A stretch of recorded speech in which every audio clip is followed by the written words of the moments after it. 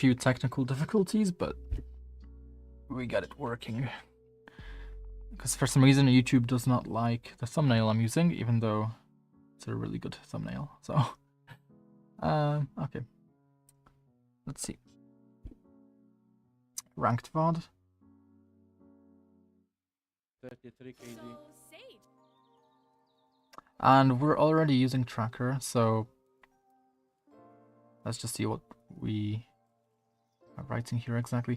I did advance a lot from taking advantage of off angles, how to be unpredictable, and you even remember how I was before when I played passive fully and never pushed or took any space, never pushed smokes or updraft or used updraft. Well, now I think I advanced in these areas a lot from how I used to be. Now the new main issues I already started, which were team play. Now I of course know you need to play together as a team, but I would like to know in this spot I sense which parts of it was good team play and coordination and which parts need some time correcting. Hopefully I'll fix this part like I did the other ones, but I will be able to rank up to a certain amount of time. Firstly, the new main issues I already stated, which were team play. It's not like it's a thing that just keeps on changing. Like, for example, after you've worked enough on those issues, there is going to still be kind of a thing that kind of sticks with you. There's gonna be that kind of issue that's difficult to fix.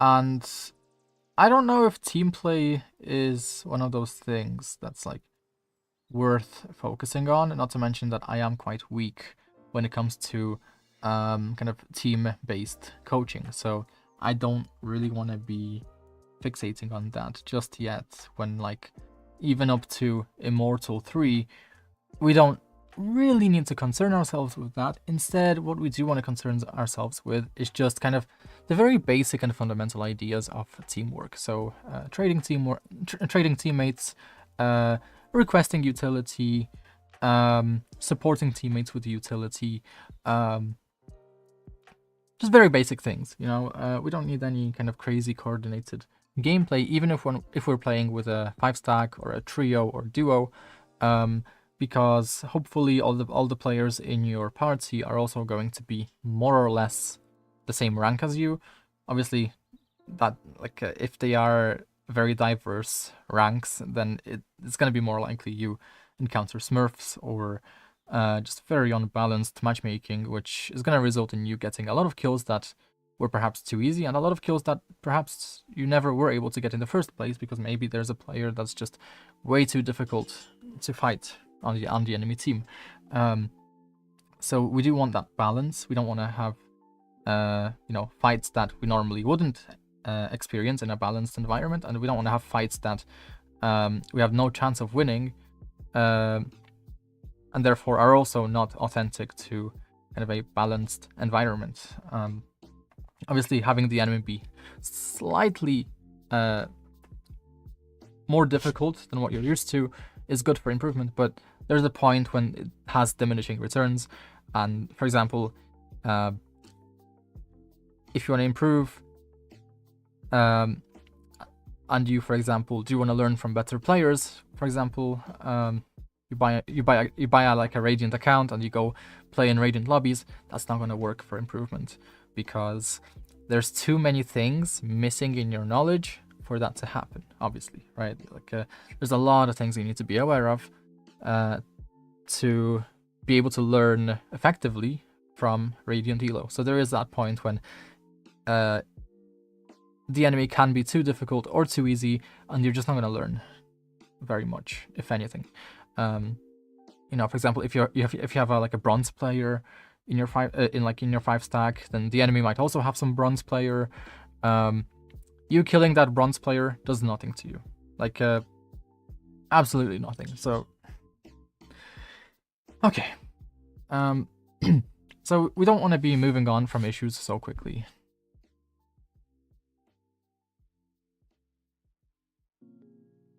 Okay, I think we have to do this first. I don't think there's a choice. he's experiencing skill issues. But yeah, the way we're wording it is as if, oh, we're just kind of like I didn't give the most difficult things to work on, admittedly. So, yeah, maybe maybe we have significantly improved. Maybe we are consistently applying the ideas that I mentioned in the previous VOD review. In which case, great, amazing. We should expect to see a noticeably better type of gameplay where we are in off angles and we are in angles where actually off angles I didn't go over with. There's a lot to off angles, a lot more than what meets the eye. Even with the very simple Valorant geometry, compared to games like, I don't know, Marvel Rivals, Overwatch, Counter-Strike, even, there's a lot of angles to kind of think about in your games and to abuse.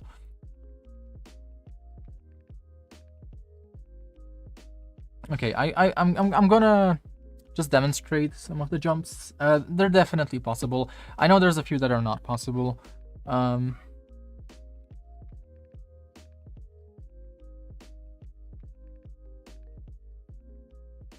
But I think I deleted the ones that are not possible.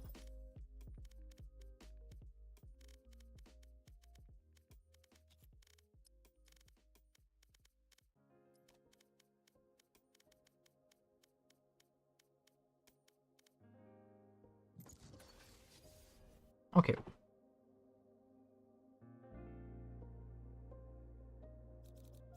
Cool. Let's go. Look, while we're loading, let's just continue with this. And also one more thing you need to know, almost all VODs are sent for non-solo queue. I already know this. Magic guy. Just a neon in his VOD. Me and him are different entries. He matches my style of play so you can see it in the VOD. He matches used to mean smokes an initiator. Okay, okay, so pre-planned apparently. So that's interesting if everything is pre-planned. Because if everything is pre-planned, well, hopefully this is not a duo, because pre-planning with a neon and as a jet might not allow for the best synergy. But let's see. Before getting on, yeah, whatever.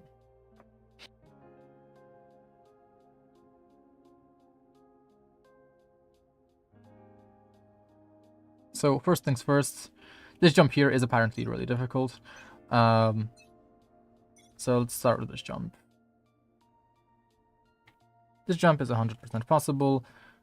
I'm just not entirely sure how it's done exactly, but we'll see here. Like, this is not even a big jump, really. What's my jump key? What's my jump key? Where's my jump key? Where's my jump? Oh, here. Okay. Wow. That was difficult. That was really difficult. Okay, next one.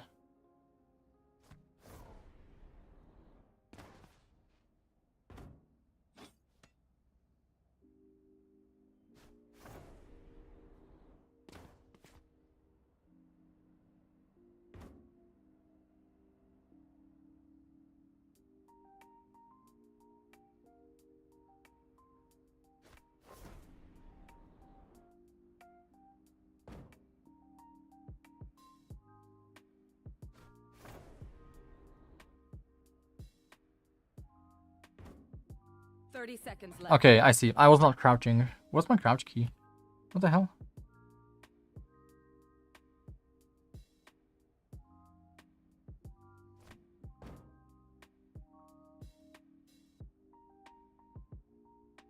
Where the hell is my crouch key? 10 seconds left.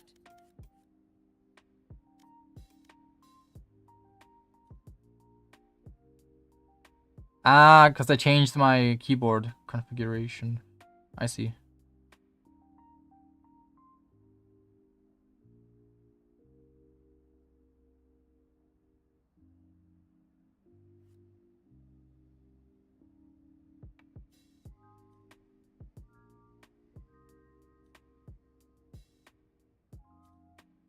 Okay, that's gonna be it for now.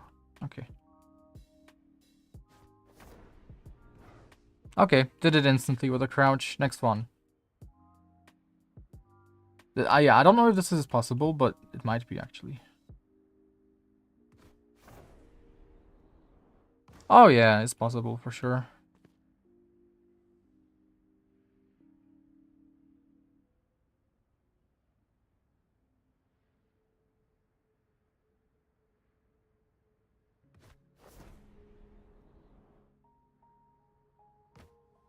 It might just be as difficult as the A-side jump, so a lineup may be needed.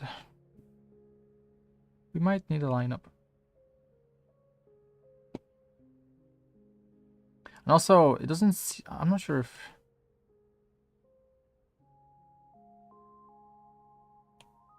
okay, there's another thing to keep in mind, which is the elevation changes ever so slightly, I think.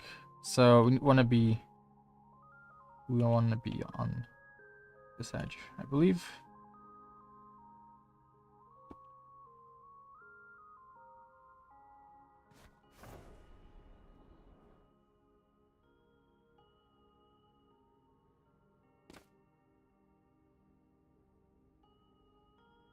I don't think it's possible from here. Nah, way too far.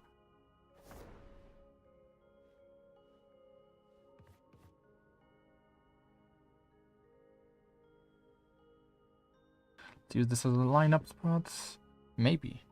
Might not be the best, but okay.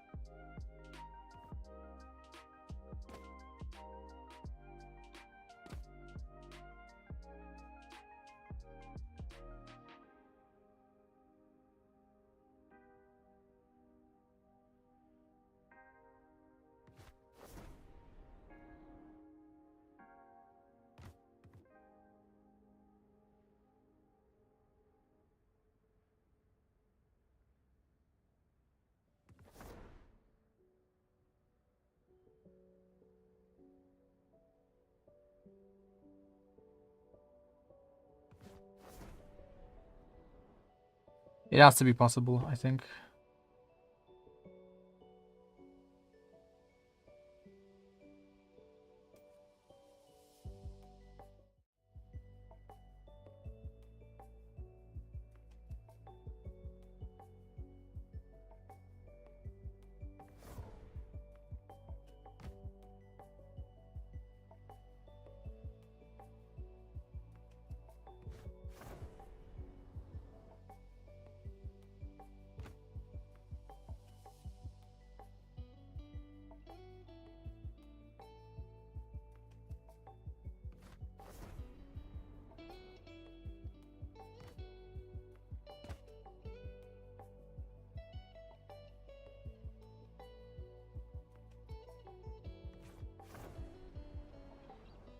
What happened to my mouse?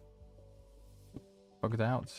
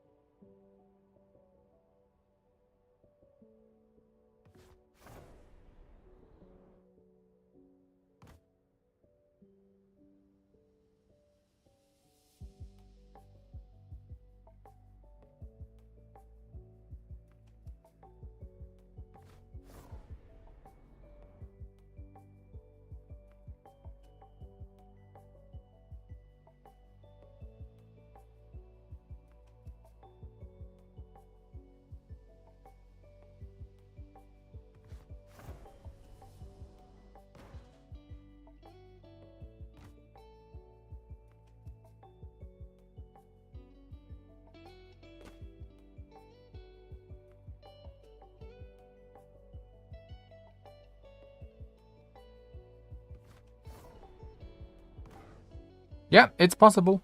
It's possible. You just need a lineup. You need a bigger run up. That's it. So this is it. These jumps are confirmed to work. So myth confirmed. Next up. Next myth to confirm is this glide here.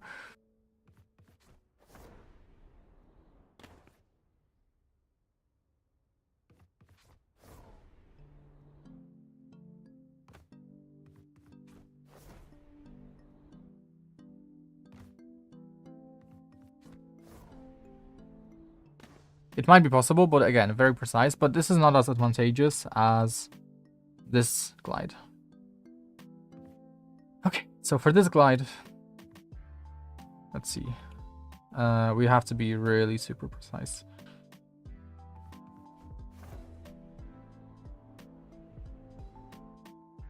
But already we're pretty close.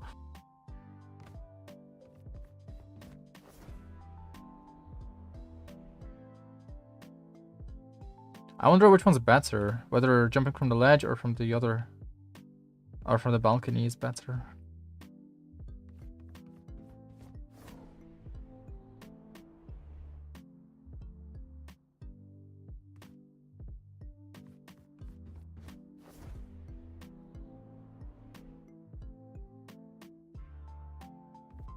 I mean, this one I already know is possible, but let's make a lineup. Let's make a lineup for it.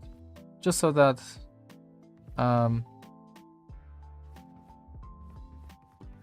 yeah, stand on the back of the arrow, aim, let's see, what's like a perfectly straight,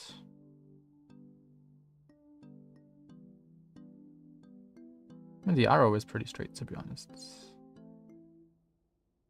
So I think this is pretty straight. Not too sure. I mean, the arrow is straight, to be honest. We can trust the arrow. Be pretty straight. So this is gonna be pretty straight, actually. Okay, so we just aim at the far corner, maybe. And then now let's make it a little bit easier to memorize. Let's do that. Let's do this. Aim at the tip of the no, because that's gonna. Nah, that's not how we make the lineups reliable. Instead, we want to aim like maybe here. Actually, is the arrow is slanted? I'm pretty sure. So no, you have to aim maybe here. I don't think the middle is it. think it's quite off. But okay, let's just aim at these leaves.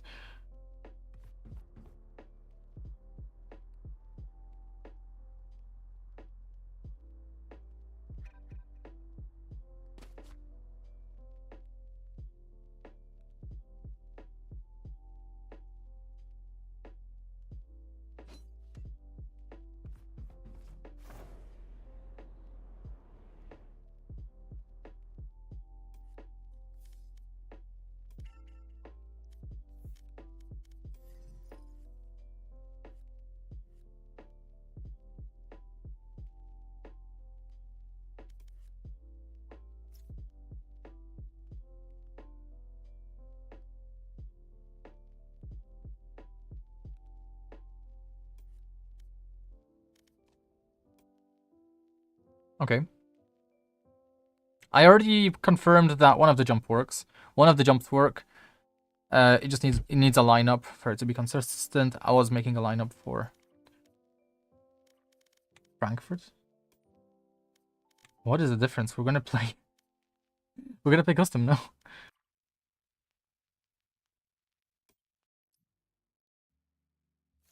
What? Start.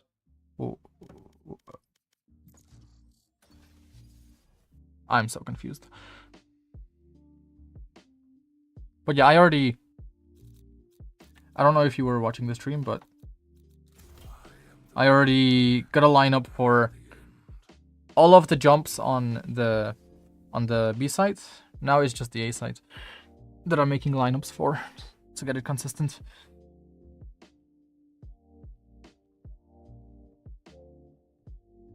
Cause like you know, it's there's no time, right? There's no I tried them. They just don't work. 30 seconds left. No, they work. Look.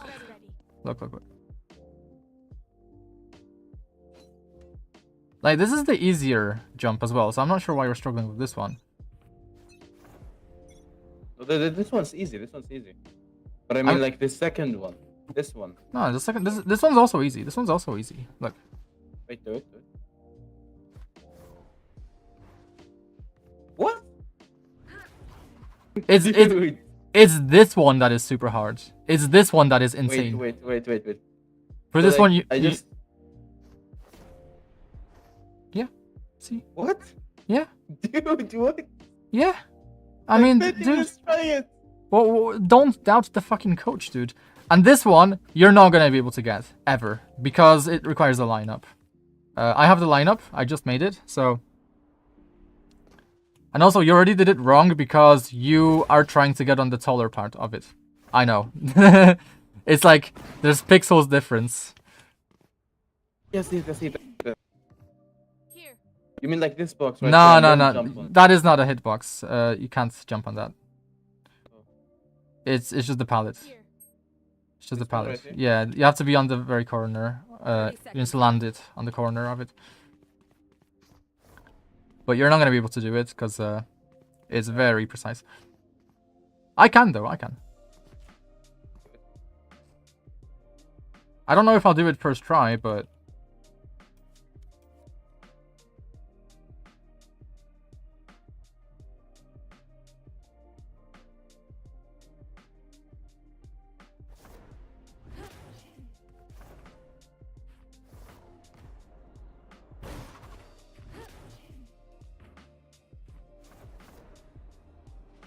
Okay, so the second jump is not working here.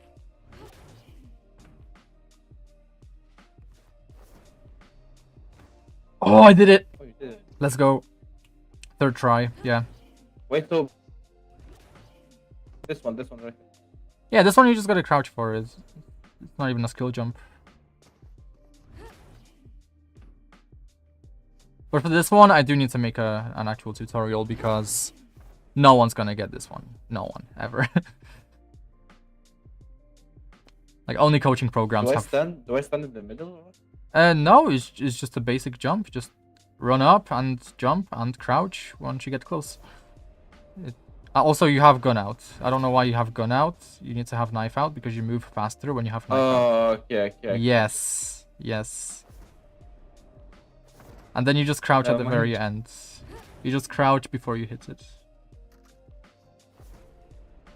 The hard part is just jumping late enough. It's just, you know, just jumping once you're close to the edge. Yeah, I think you might have what I usually diagnose as severe skill issues, or SK. There are ways to fix this. Usually I use drugs, many drugs, in fact. But I think in your case, we can just practice in custom games for a bit, and then we can get up here without wasting our dash. Yeah, you're not jumping late enough. You need to be closer to the edge. Like, look. In Valorant, you can be very off the edge before you actually fall off the like the surface. Oh yeah. Like you can literally be like mid-air, as you can see. So it's really like broken in a way, because that lets you be in some crazy off angles. One off angle where this mechanic can be abused is here. Like, you get to the very edge, and then you can hold heaven on an insane off angle. Maybe you know about this one. But it is like a radiant spot. Yeah, well, anyway, I'm gonna proceed to try and do the second one now. For the final jump, it is way too difficult. It does require a lineup, so I'm gonna post the lineup later, and then you'll be able to try some ratty fucking plays, maybe, as Jet. And you're still gonna have your updraft. So, for example, if you have ult, you could pop your ult after killing one enemy, updraft, and then you're gonna be fucking above them. Like, you're unreachable if you updraft above B main, when you think about it. And your teammates could totally have your back then. Let's see. Oh, I thought like updraft used to be so useless for me. I never used it. Where's my updraft? Here. Yeah, so you can literally just fucking updraft above these motherfuckers after you get a kill. It's crazy. Yeah.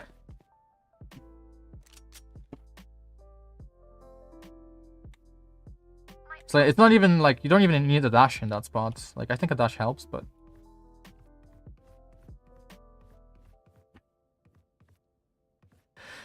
okay. This one is the one I don't have figured out yet. But it's not even been 30 minutes of me streaming, so these are not that difficult.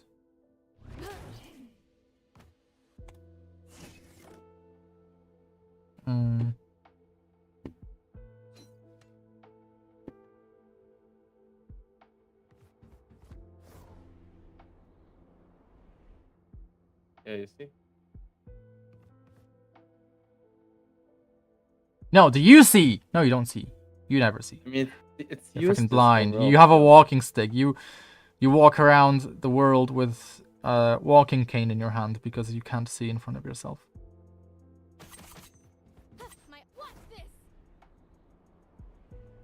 Yeah. I mean, it's useless overall, to be honest.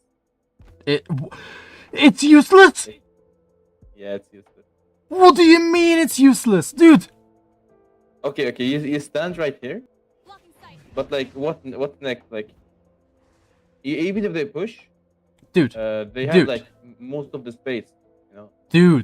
Dude, like, this is a spot you're in if the enemy spams utility in the early areas of the maps. Obviously, being able to hold the line is kind of better. Like, if you can maybe sit elbow, crouch, and then just hold this, that's also good. I just did.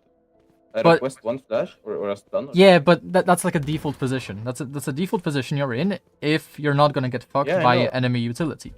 But after that, in the later stages of the game, that is when it helps to diversify your position, because you're just gonna keep getting fucked otherwise, and you're not gonna get value. So this is one position you can be in here, crouched. This is fine. I see a lot of like Guardian players can just hold here out in the open. This is also fine.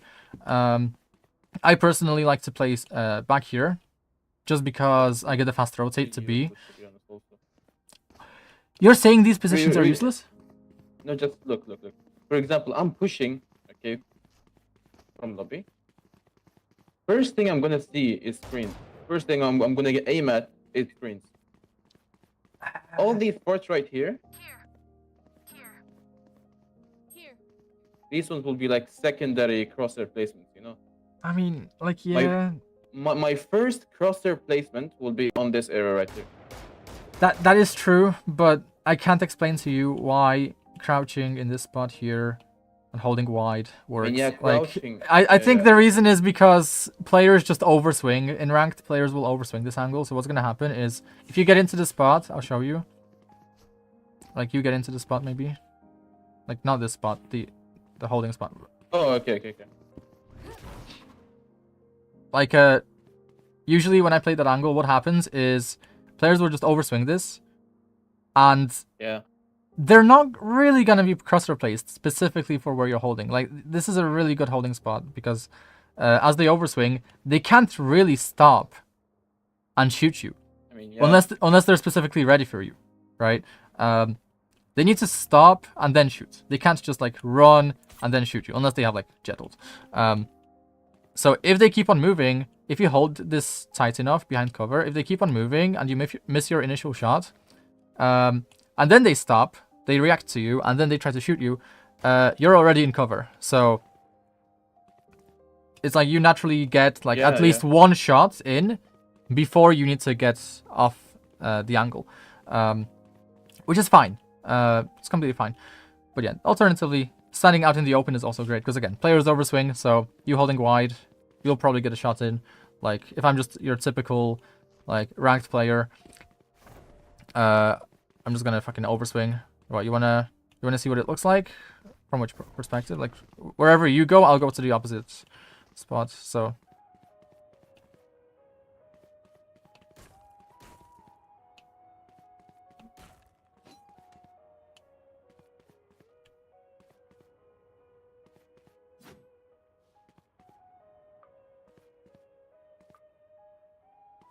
yeah, you want to move on, or do you have any other questions? Because so for this spot, so there's also like a heaven, right? Like if the enemy rushes A side, there's also heaven that you can play. I don't like this spot personally because if the enemy, for example, race satchels heaven or neon slides to heaven, then you're kind of fucked from both angles here, right? I believe in the old split, I think this spot was a bit better, but nowadays it's not that good, unless there's like a smoke or something. So I don't like the shittiest thing, like shittiest angle. Yeah, like there's not really any good angles. Like maybe you can like play like something like here or some shit, but it's still kind of. But that's, I mean, that shot will be like your last because they will. There's like no space to take, you know. Yeah. So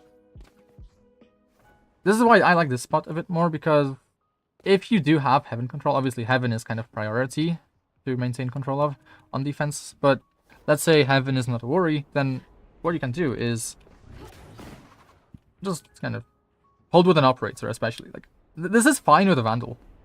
The reason this is fine with a vandal is because you're not that high up relative to where the enemy is. Like you can still hit the headshots consistently here. You're not that diagonal to the enemy, so you can probably take a shot here, and then you fall back down. Then you can re-peek from underneath, or you can fall back elbow, or you can also smoke this off and then threaten the cross to screens. Right, that's another possibility. I like this a lot. Just smoking this off and forcing the enemy to guess whether you're gonna peek here, whether you're gonna peek elbow. I would try to diverge. Right, this creates all those possibilities for you. It also creates this possibility, but this is obviously risky. Peeking out into the open. But yeah, so I do want to... Obviously, it's kind of a situational, this spot, but, you know, as the game develops, the later you get into the game, the more you should be willing to abuse anything that might work. So if you notice the enemy just directly hitting the A site, that's one of the things that's probably gonna work for 1 kill at least. Okay. How do you even make that jump pad? I'm making the lineup now, dude. I'm making the line. I already have where I want to crosshair place.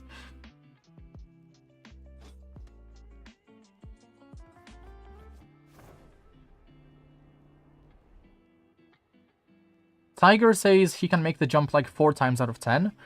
I think I could get it to like 50% of the time. You nudged me. You piece of shit! How dare you? Nudge. If you do this to your teammates, you're cooked in ranked, bro. You're cooked.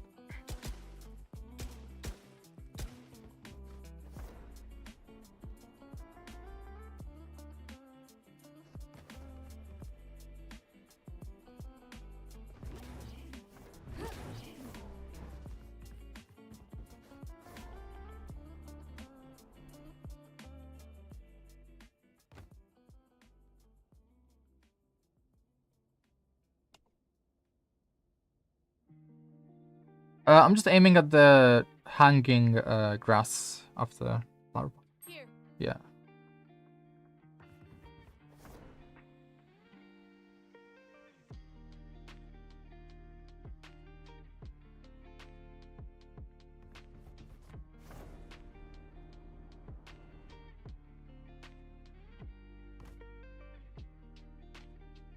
Like, you should maybe go and try and practice the other jump.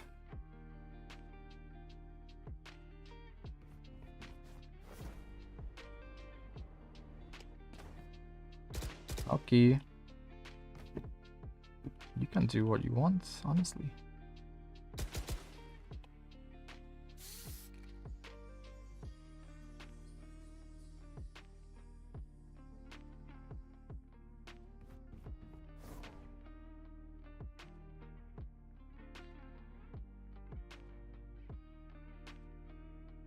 I mean, I should probably see how the other guy does it, because I'm pretty sure there is a YouTube guide for this jump, but I don't know. I'm just like an egotistical piece of shit. I want to just get this myself.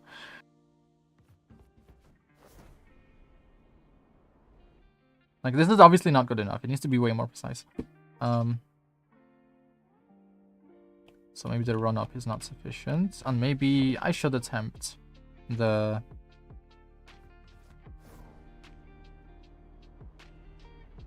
Because, like, this seems a little bit better.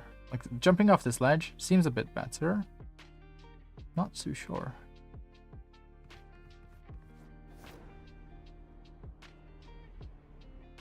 I'm really not sure, because, like, I've not done the jump yet. Okay, I'll see the guide, I think.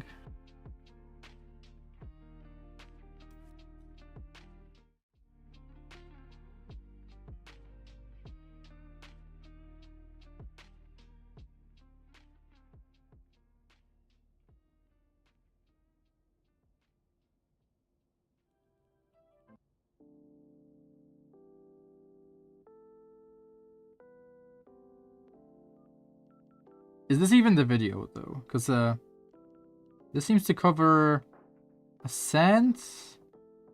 Is it just ascent? It's just ascent. Where's...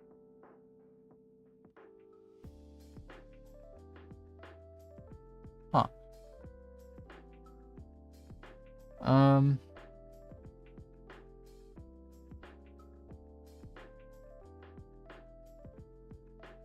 Oh, split. Does he start off with... No, he doesn't.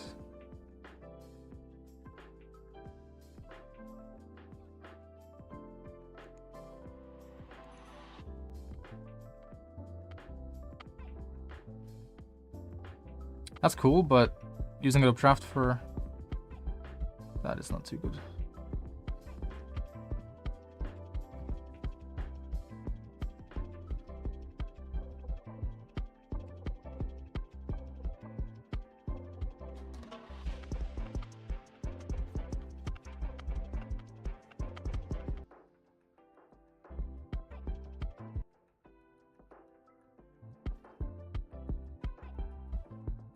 What?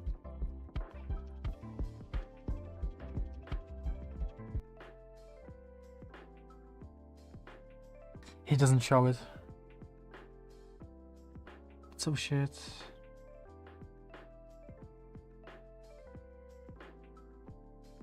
Oh yeah, there's also this glide spot, but this one's pretty obvious.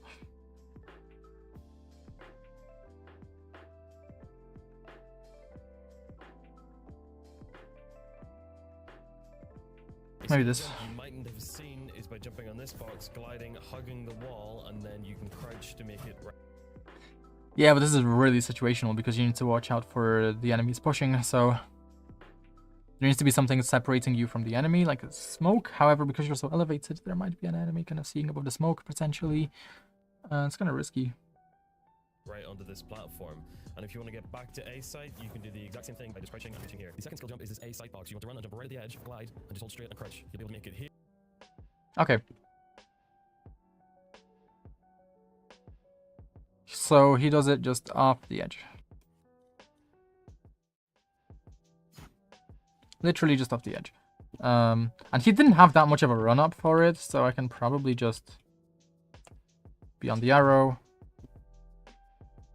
Maybe aim at the edge. I don't know.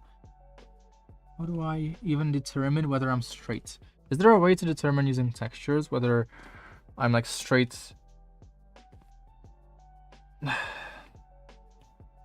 This is going pretty straight. And then kind of difficult to tell. To the right of this arrow.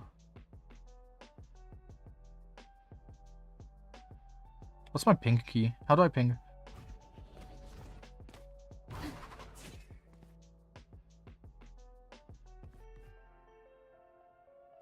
Interesting. I think I was kind of off, or was I off? I don't think I was off actually. Okay, so I was not off. Let's just stand on the dinosaur. That's gonna be fine. Stand on the dinosaur, and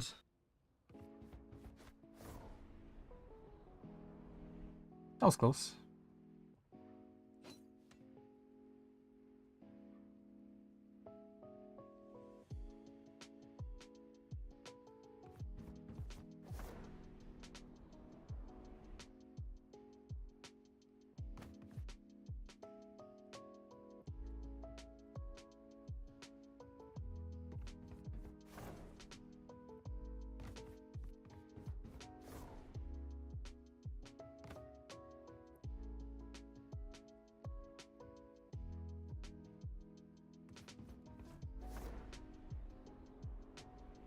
Like, it's obviously off.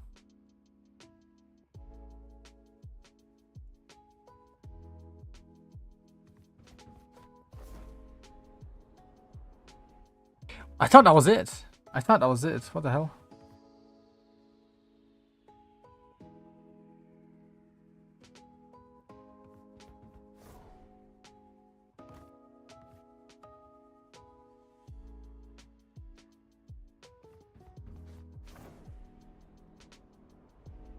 That is interesting.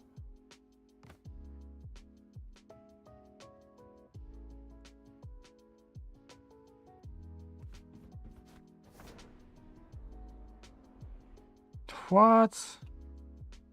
That's gotta be like really precise, or I'm just shit, right? Like,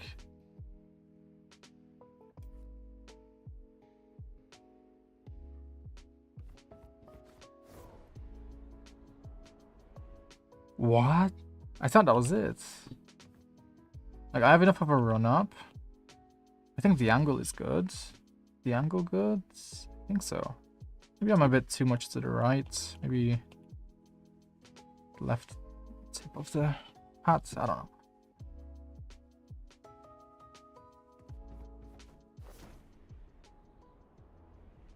Interesting. Interesting.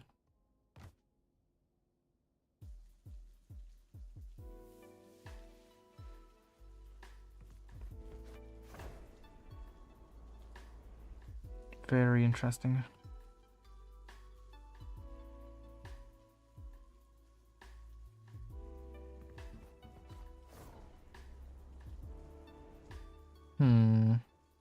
might have to come back to this one later. I mean, how did he do it? He just took a run up. Like,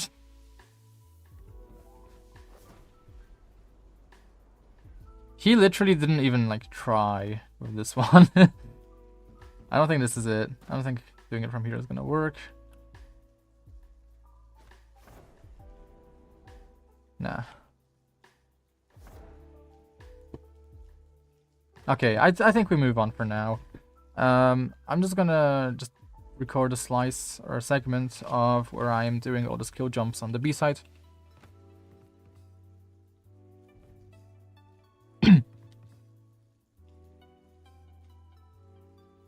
As Jet, there are surprisingly a lot of spots you can glide to instead of using your updraft or dash. Obviously, this is great because it saves your economy a bit. It helps you, you know, keep your updraft for future situations in which you might need it later into each round. You know, among other advantages, such as if you obtain your ultimate in the middle of the round, maybe you're going to be able to get a better peek onto the enemy with your ultimate if you still have your updraft. So the first jump is just this. This one's pretty easy. There's also this one, also pretty easy. We'll focus on this one for now. And you can press the backwards movement key to stop moving when you're jumping. Whenever you're midair, like whether you're gliding or not, you can literally stop your entire momentum by just pressing the back key. So next up, we have this jump here. This one's a little bit more difficult. Most people should still be able to do it if they understand that to get onto higher ledges, you need to crouch before you reach the ledge. So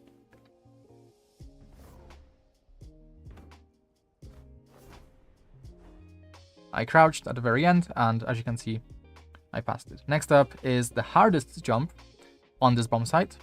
I'm not sure if it's the hardest jump on the entire map, because we also have the A site jump, but for this one, you need to find this piece of texture.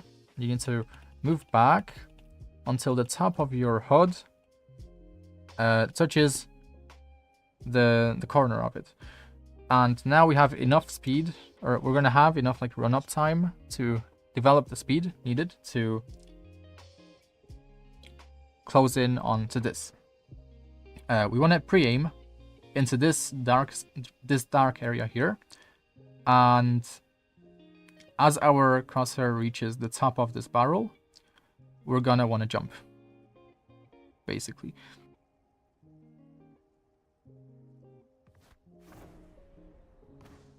And I cleared it first try. It's gonna take you a bit of practice to get it consistently, but once you do, you're gonna be able to get here every single time. Which is important, because if we miss these jumps, especially on split, if we miss these jumps, we can't do them again in the same round. So it's really important to get them first try when we need to. So now, if we want to retry this jump, if we fail and we want to retry it, we have to go all the way up the rope, go back, and like at this point we just have to use the updraft, right? Like if we want to be up here. And the same is for the A-side jump that I'm gonna cover maybe in the next video guide. But I'm not yet done with that one. So yeah, anyway, see you. And okay, now we're gonna just continue with the free VOD review.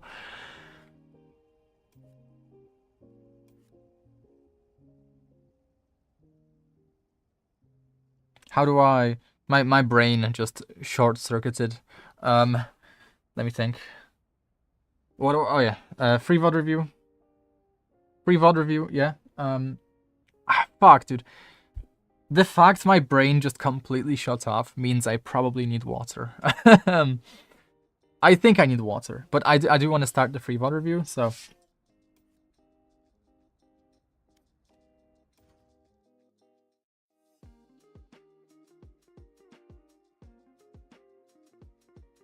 A skill jump you might...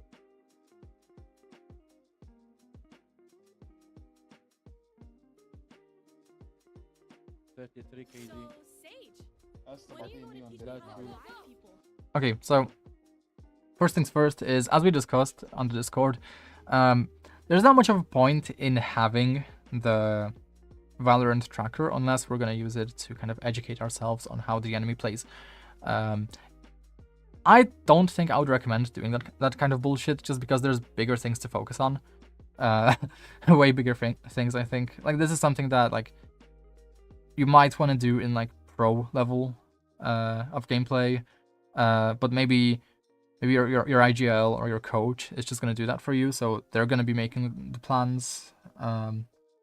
Yeah, it is a yikes, because ranking up as a 5-stack, like, no wonder this dude is not, like, already diamond when he's playing with the golds on his team. Like, it's like, it's not a big deal, because, like, we can still probably like figure something out, right, in terms of our own gameplay. I don't know if the word is introspective.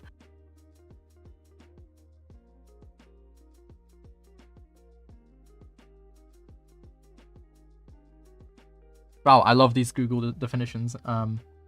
But yeah, like, kind of this introspective, we can still kind of be introspective as to how we improve. But still not the best environment to be in.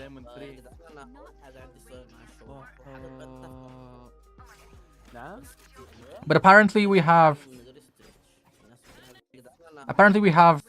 coordinated plays with our Neon, which is not something I'm looking forward to seeing, but maybe it's something good. Maybe it's something yoinked from, like, pro play or something.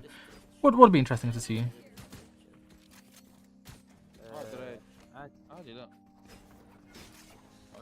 So we're starting A. That's good.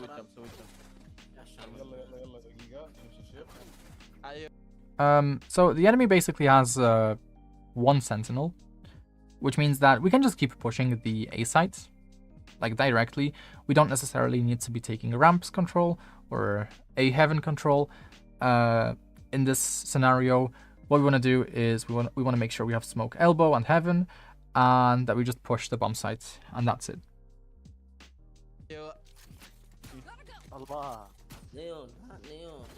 It's a 5-stack, so we should be already expecting good smokes.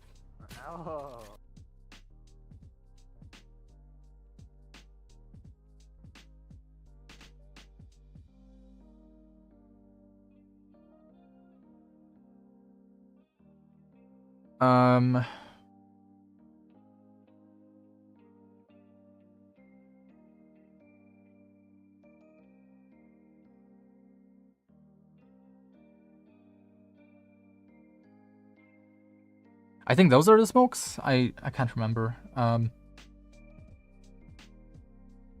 I keep forgetting which, but yeah. So for pistol, these are the smokes you want, and you want your omen to kind of push the smoke with a TP. It's a 5-stack, so this is something you should be able to communicate, even though they are gold. So really depends, right? But yeah, they TP here, they push the smoke, and then you pinch the enemy on the bomb site with the rest of your team. And then maybe you push the smoke, maybe you take some extra space. It really depends on the situation. That's kind of the step number one, is you pinch the enemy on the bomb site.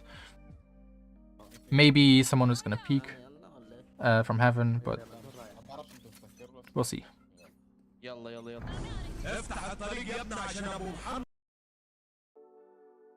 What is that? What?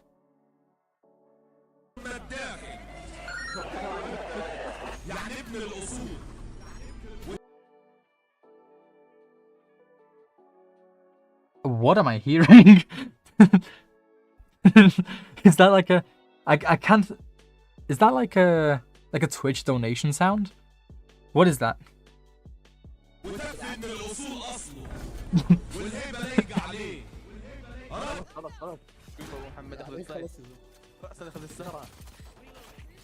Like someone donated to our Twitch.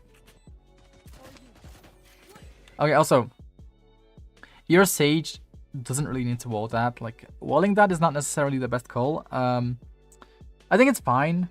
But I would like to see a wall that kind of cuts off elbow somehow. I'm not quite sure if it is the right situation to go for this wall because I don't play Sage, but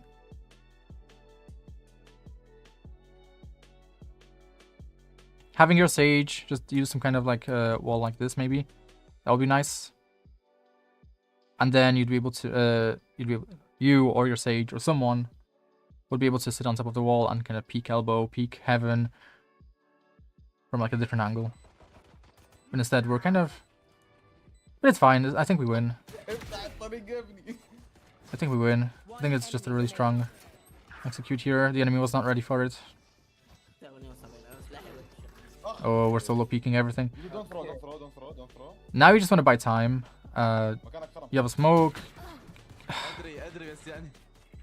Don't throw, don't throw. So in this situation, I think just use a smoke to stall the enemy, like threaten something, right? Like, I'll be right back.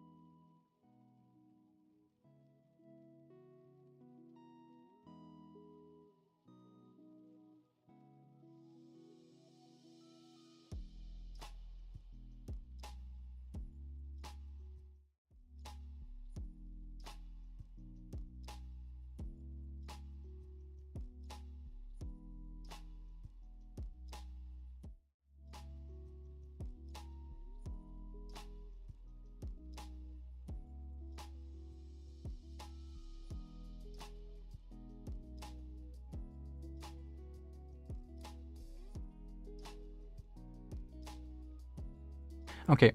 My food was ready. Okay. So as I was saying, yeah, just like use a smoke. We don't need to get a kill. Like one kill. I know that getting kills feels very nice and pleasant, and oh, we all want to get our KD boost, but we're not gonna get that by by fighting solo an enemy that's already practically lost, and we have no real advantage. Like I don't know how to explain it, but like we just have to buy time. Like the spike is about to explode anyway. We can literally like throw a smoke down, curve it around, you know, force the enemy to kind of make a risk happen, right? If we curve the smoke around and the enemy is like here, then they have to kind of push the smoke, and it's kind of risky. So it might buy a bit of time, enough to make it not possible for them to defuse, but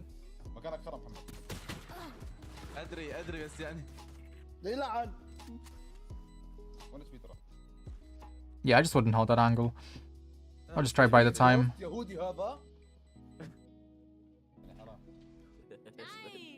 But yeah, good round. Now it would be correct to keep going A. There's no better option right now than keep going A. You're not being like unpredictable by going B. It's like, oh, I bet you didn't expect that. Just we're gonna go B now. Like, no, that's literally how every player plays. And by going B, you're also running into the possibility of a 5-stack. All of the enemies might be on B, and one might be flanking you through mid, or one might be flanking you from mid. So it's not the best push. Lots of close range angles, lots of ratty angles. Like they could be literally like everywhere. There could be an enemy like here, here, here.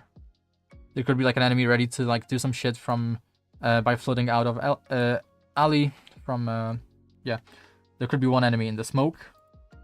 If they smoke this, there could be an enemy in the smoke. They could be right here in the corner. They could just be in the smoke in general. If there's a smoke, they could also be here. And yeah, just they could also be just a slightly different angle, but they could also be here instead. So there's a lot of like close range angles that you're gonna have to worry about as you're pushing the B side. Whereas here, there's like how many close range angles are you gonna find here? If you push ramp, yeah, there's gonna be a few, but we're not pushing ramp. We're directly going to the bomb site. So we have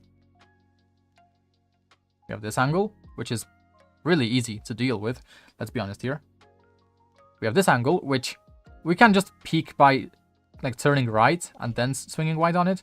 We're gonna see the enemy just from like roughly this area. So from here, we can already see the enemy and kill them. So this is not really that much of a threat either if we're adapting our routing based on the fact that the enemy could be in those right angles. Where else could we have a close range fight? Elbow. If we push elbow, there might be a close range fight elbow. Screen if we... But, you know, these angles, they're shit. So these angles are shit.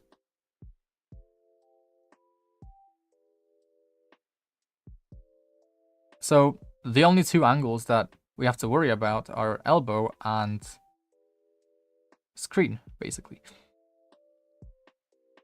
So like, is that not just the easier push to go for on our anti-eco round, where the enemies are not going to be able to buy stronger weapons?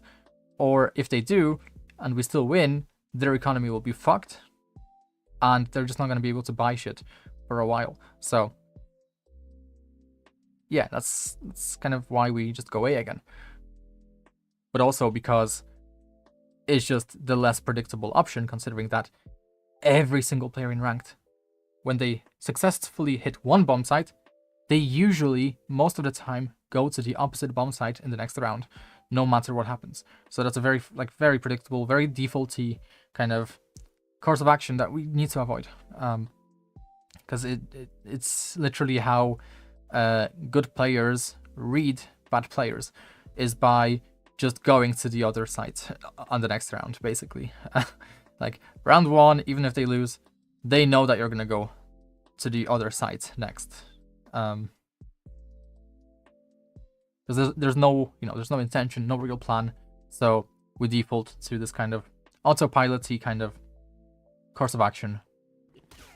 Not to mention that enemy Sage is gonna stall us, enemy Omen is probably gonna be here, and we're just not down for a good time, and we're probably gonna have to rotate anyway.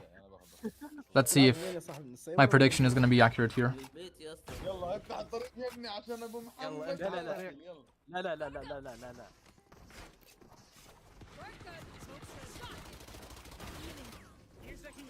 Where's the enemy Sage? There's the slow. There's the slow. Very late slow from the enemy Sage. That's the only reason we were able to... Oh, see? Third enemy, fourth enemy, fifth enemy. So, as you can see, this could have gone really badly. That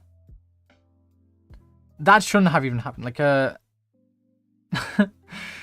also, you should have told your 5-stack to buy up, because the point of the anti-eco round is that we keep up the economy momentum into the future rounds after winning the pistol round. So we really are risking things here by not having the most powerful weapons. This is still fine. Like, if it were Radiant, it wouldn't be the worst course of action, but it's not Radiant. Lots of different things can happen.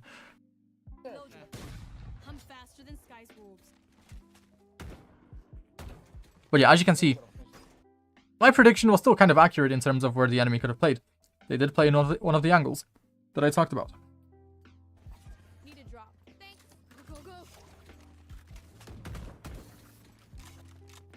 If the enemy was just ever so slightly better, especially the enemy Sage and the enemy Omen, this wouldn't have happened. And we probably would have lost the round, given that we didn't really take the best course of action.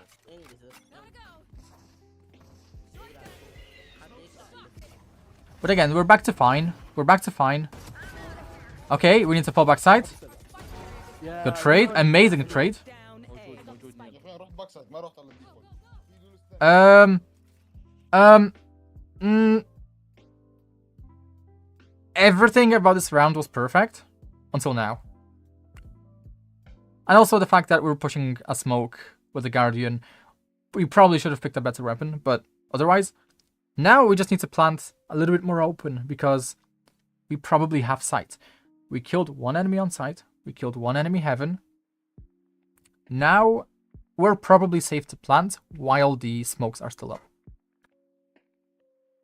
But plant in the open. One enemy remaining. Your breach is goated.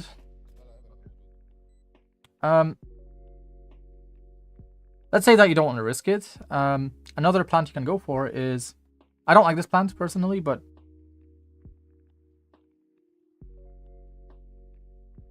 you can go for this plant. That's an option.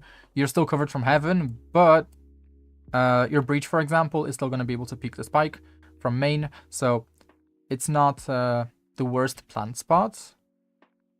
If you suspect that the enemy is going to peek you from heaven on a slightly faster timing, or if you're just not sure where the enemy is exactly. But personally, I would be planting slightly in the open in this situation. And just pre-aiming heaven basically, because screen, this area is not really a threat with the sage wall up. So, and also your sage wall, your sage is holding heaven as well. So, if both of you hold heaven, your breach is also ramp. All that can happen is you get the kills, or you get a plant down in the open, basically, or both. Because another thing to keep in mind is if you're planting and you get off the plant, you pull out your weapon faster. So, like faster than normal. Like if you switch from your secondary to your primary, the pullout time is generally slower than when switching from the spike planting state to your primary or secondary, if that makes sense. Basically, you pull out your weapon faster after trying to plant spike but cancelling the plant. So planting out in the open is not that bad, and you're still effectively holding the angle as long as your sage, or sorry, your neon is holding with you.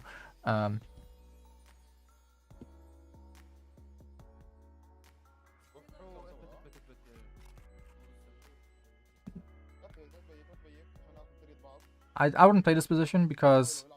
Oh, there we go. High-low? Is he coming high-low? It's a strange high-low. That's a very strange high-low. Very strange high-low, but... you got it. Wow. The main thing to be careful of... Okay, so I love the fucking teamwork. The teamwork is 10 out of 10. The positioning, maybe not 10 out of 10, but... considering that, like, the enemy still hasn't dropped from heaven... you know, it's like it's not the worst, right? Even if our neon wasn't with us, the fact that the enemy did not drop from heaven yet is pretty good for us. We could have peaked on a timing, maybe. Hard to say. I like peaking on timings, like if the enemy has to drop. I don't know, I kind of can pinpoint the timing when they will drop, and I just kind of get them midair, but this is something that comes with practice. Yeah, I don't know, like, good round. Like, I love the high-low, even though it wasn't the best. It was more of a low-high, to be honest. It was a low-high.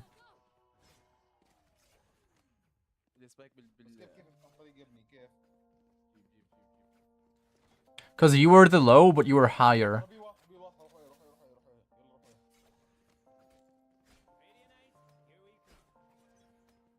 We're so indecisive. Okay, they insta-smoked it, and they took some space. I would, So, players in the silo probably will not actually push out. So, chances are that the Omen is still kind of main. He's not, like, already, like, wide on the smoke inside of Garage. And with this information that they have Garage control, they can focus their attention on mid and A. So leaving that smoke alone is not really the best idea, I don't think. Making the presence is fine, but they haven't really lost Garage when you think about it.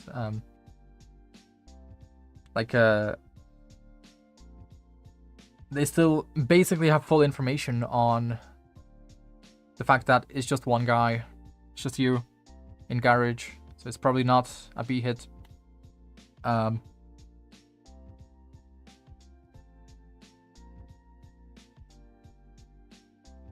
With the smoke, I would try and maybe threaten something, like I smoke left here and I try and take some kind of kill. Because right now we're in no position to execute onto any bomb site. We're in a position to split push onto the A site potentially. But we have no plan in mind, so okay. You're leaving your chamber of your breach. You just left your breach to die. You just left your breach to die. You just left your breach to die. He's facing a 2v1 instead of a 2v2. That updraft could have been into heaven so that we can take some space again. I know that we already pushed into heaven before, but that doesn't matter. Gun out, gun out, gun out, and we died. Beautiful, beautiful.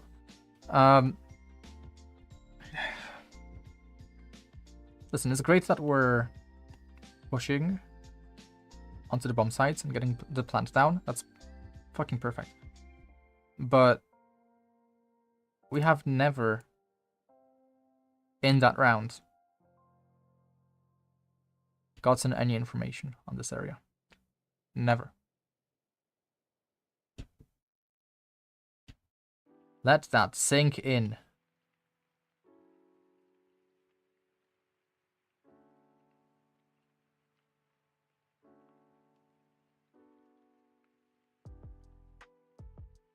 Let that sink in. Anyway. Yeah, we basically threw because we're just assuming there's no enemies in ramp. Like, why? Interesting wall though. Very interesting wall. Okay. I mean, you win the round. Good pushes. Good pushes. I wouldn't really have left my breach all alone. Like, even in, like, it's just the fact that you're playing with golds. That's the problem. If they were like Immortals, I would be like, okay, whatever, leave your breach, because we know that your breach will most likely take the latest timing acceptable for his lurk, right? But if he's gonna lurk, ideally we need to be with the team, like, even before the round starts. Like, we need to have a plan. And that there was no plan here because we're just running all around the map with no objective. Like, taking a few shots in Garage doesn't really do much. The next best thing is to play with your breach. Like, I already talked about this. Like, you can't just leave your teammates to die in like an unknown area of the map. Like, you need to play with them. You need to trade them. There's no reason not to. The way you make sure that you basically don't lose that round is you play with your breach, you trade your breach. That's it.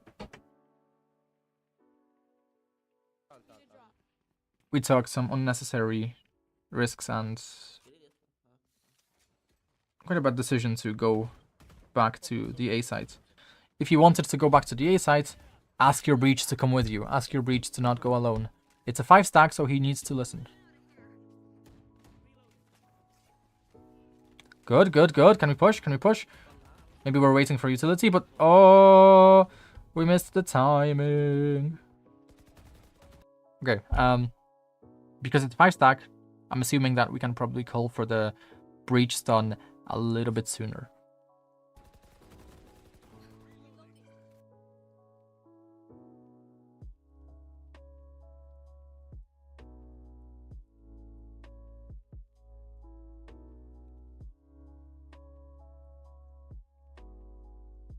We can totally like push off this breach stun. Like, why not? Like, but only if it's sooner, because that was too late. That was too late.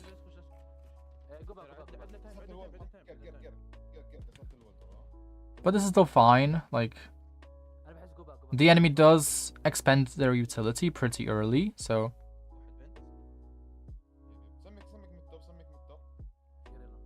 okay. Now this is risky because okay, good. We're waiting for the wall to go down. Ah! I shouted. Okay. That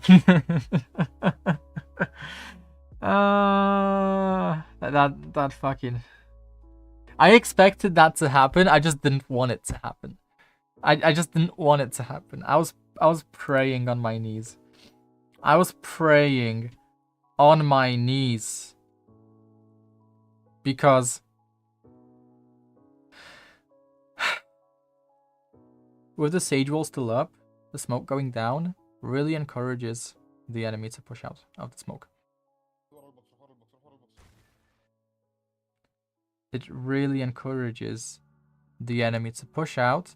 Like, it's an instinctual thing. Like, this player that killed you here, they don't truly understand why they pushed out of the smoke. It just felt safe to them because the sage wall was still up. Now, yes, the sage wall was slightly destroyed, but they probably had information beforehand, probably from the B heaven, that there's no one there. So this guy over here felt safe to push out into the spot, or maybe they were already in that spot.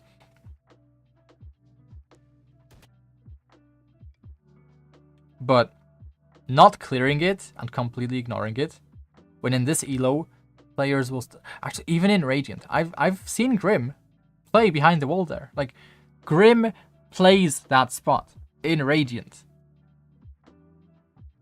So it's just a spot you have to clear. And we're just completely ignoring it. Like, we need to clear our angles. Yes, we have teammates backing us, but they don't have a line of sight on the actual spot. And also, we're just over swinging here. Like, we can clear that spot. Even after, like, peeking heaven, it's just we're over swinging. Like, we don't need to be so out onto the angle. Peek heaven. We'll just peek it narrowly, you know, maybe jiggle a little bit further, but that's when we need to address the other threat, unless our teammates are going to clear the angle for us, which they didn't, because we're playing with fucking golds.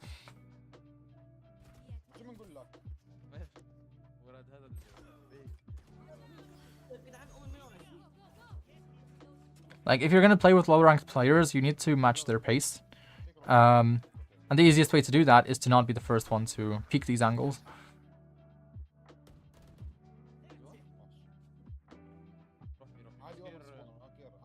The thing you're going to notice of good Jets is that is their team that needs to match their pace. And it is the Jets that kind of define the pacing. 1 second, my cat is being dramatic.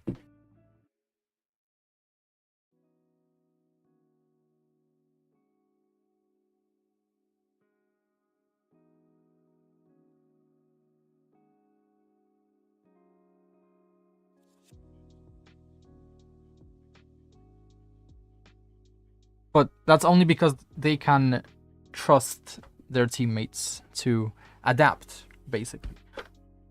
Or they don't need to worry that they're gonna, you know, that their teammates are just gonna completely bait them, you know.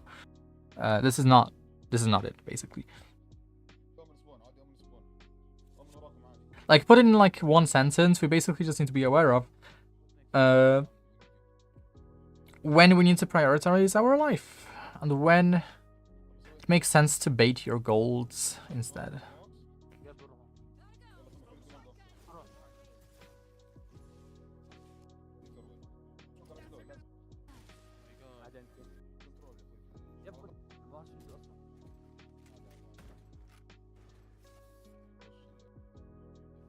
Okay, we're back to the A pushes. Again, those are great. Like, I don't know why we're not noticing that. Hold on, our A pushes are actually very easy. Why don't we just go A?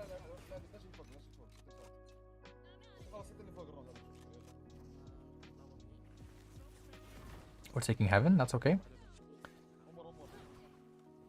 Oh, pinching. Pinching from both angles. Pinching from both angles. Perfect. Perfect trade. Like, so far, we've made some trades that are, like, really good.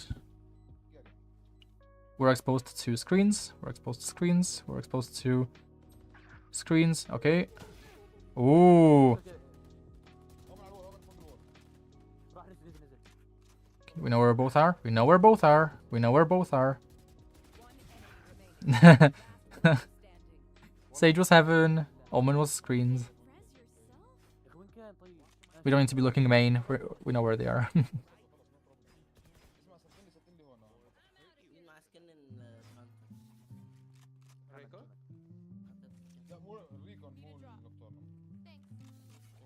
Overall, really good fucking round. There was like nothing, no big issues really, apart from the fact that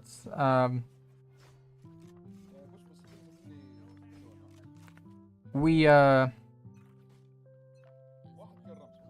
looked behind us for no reason.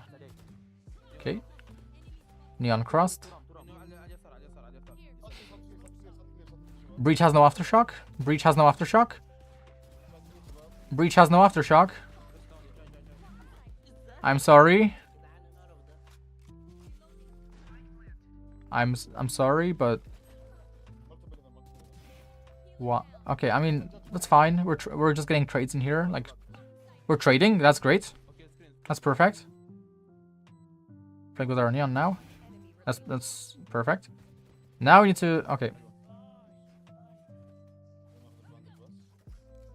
I would have gone with my neon. Like it's it's difficult to pay attention to that in real time, but your neon is going forward. You need to go the same route as your neon. That's basically it. Even though you're very unlikely to lose that kind of round. It's still like you're basically letting go of the leash on your neon. By going the opposite way, basically. For like just a split moment, right? Because obviously you had another teammate. The round was most likely won. Okay, one more. Yeah, we just keep going gay. This is good. But there's 2 ramp.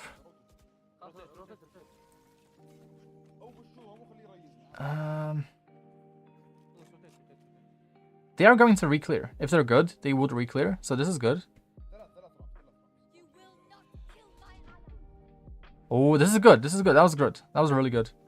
Staying behind like that, amazing. Perfect. But now they know, obviously. Now they know. I would destroy the mid wall. Okay. That round was also beautiful. Until we ignored the enemy Sage wall mid. We most likely have the B side. We most likely have the timing to take the B side with our current numbers, even if only 3 of us go B on the fastest timing, but as you can see, only 2 of us are on the fastest timing, so that's okay, that's whatever. We're probably gonna kill 1 guy B at most, then we're gonna plant, but what's important is that we destroy the Sage wall mid. That Sage wall enables them to take the fastest rotate to the B side. This is a common pattern on split.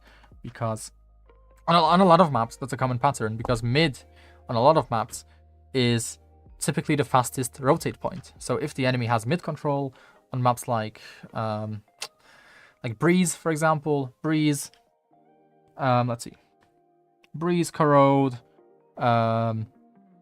sometimes Ascent, maybe, Abyss, definitely, Abyss, Breeze, Corrode,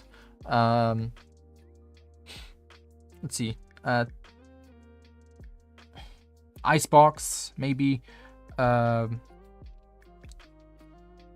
see, Split, and sometimes Sunset as well. It's just when enemy has mid control, it's not good.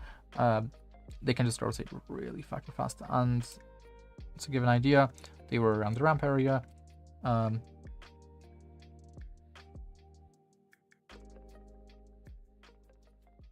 Fuck. How do I undo?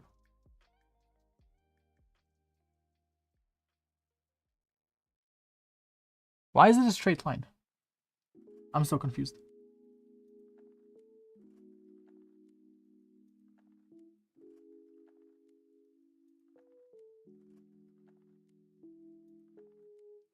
But yeah, they can basically get there in like 12 seconds, whereas we, let's say we're going through from like sewer. Oh, look at that. They can basically meet us there. Like, they kind of meet us there, basically. So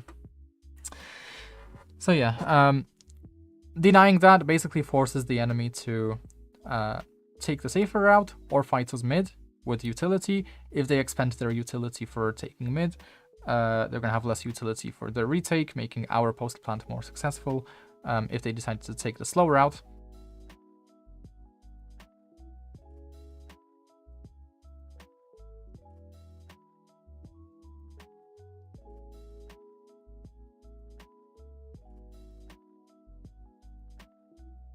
then they're going to be there much later, and we're going to have the site on lockdown for the most part.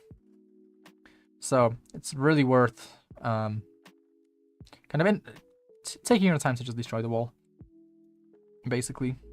At least like 2 segments ideally, like 2 segments of the wall ideally, just so that they cannot like jump across. But yeah, that was really bad. There was no need to stop. After we already moved past it, it's over. Now we just need to get to the bomb site. The cabbage will dissipate or despawn by itself. We don't need to destroy it. Now we just need to hold with our Sage. Flank is a threat, that is true. But not now, because we were literally mid a second ago. Mid would be a threat maybe in 5-10 seconds from now. So we can still hold with our Sage.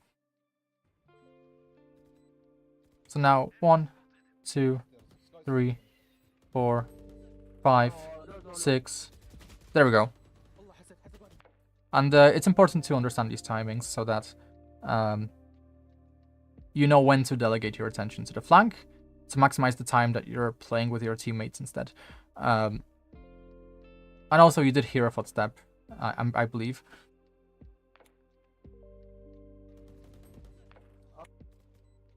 I believe we heard a footstep.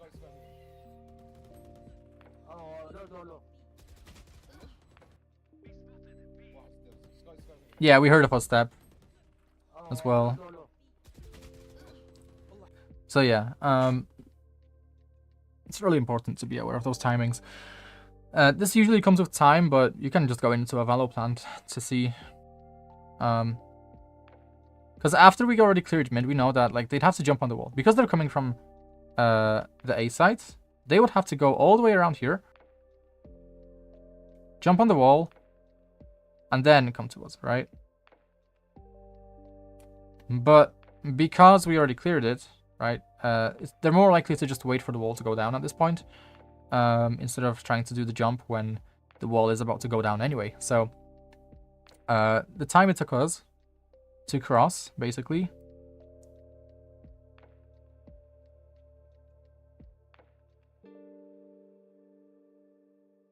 this is so bugged when I'm holding shift.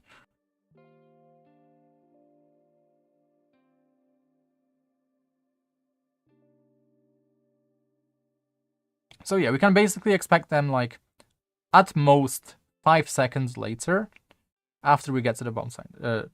At least 5 seconds later after we get to the bomb site.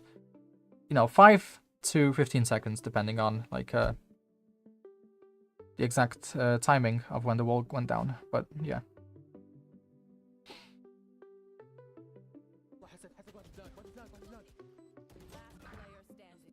You can basically... So like 10 seconds. So if we had info on this area of the map and it took us 10 seconds, yeah, it's gonna be like around 10 seconds, right? After losing sight basically.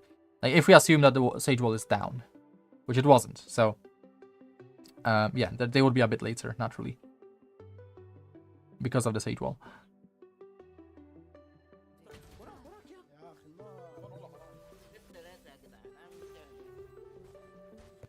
But yeah, totally could have won that round if we just destroyed the Sage Wall mid, stalled the rotations maybe a little bit by kind of establishing presence in mid, threatening something. A nice... also, if you didn't want to destroy the wall for whatever reason, you could also just like smoke this, curve your smoke around and just smoke vent.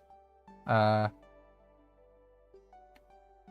don't know, because the wall is up. Like you need to destroy the wall either way for this kind of smoke to matter. So,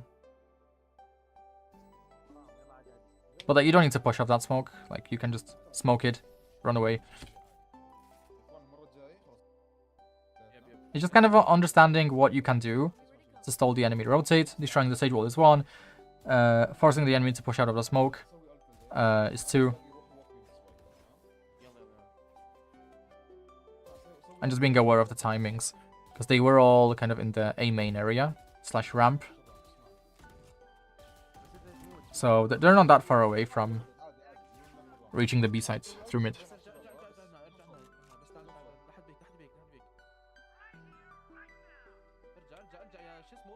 Nice fake. Nice fake, but... Wow.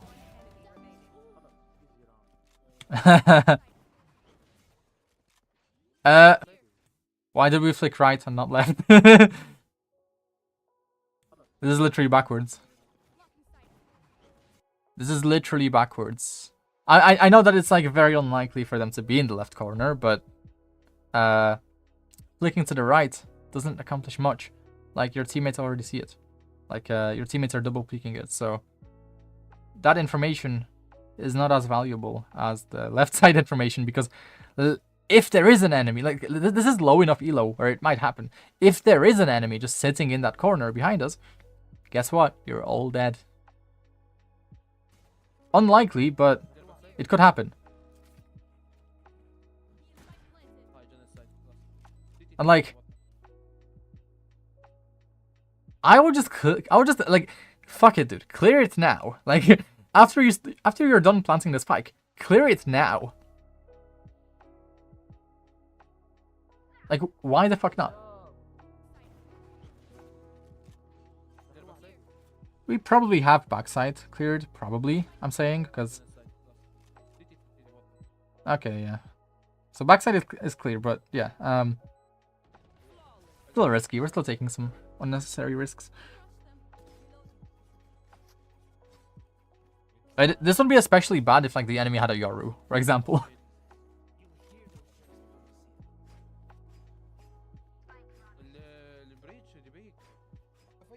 Because the Yoru can just get to places like really quickly. I think even with the Yoru nerfs, I think Exeter still plays Yoru kind of ratty in a way that enemy cannot expect.